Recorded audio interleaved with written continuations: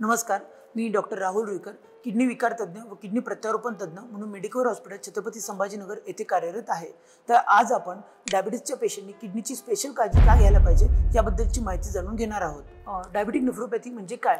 तर रक्तातली जास्त असलेली साखर किडनीला डॅमेज करते, किडनीचं काम करण्याची क्षमता कमी होते, त्याला आपण डायबिटिक नेफ्रोपॅथी असे म्हणतो। डायबिटीज असणाऱ्या दर 3 पैकी एका व्यक्तीला डायबिटिक नेफ्रोपॅथी होत असते। Tip 1, control blood sugar.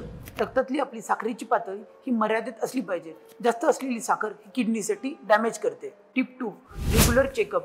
यामध्ये रक्ताची आणि लघवीची रेग्युलर तपासणी करायला हवी की ज्यामुळे किडनीचा आजार हा लवकरच आपल्या लक्षात येऊ शकतो। Tip 3, blood pressure control.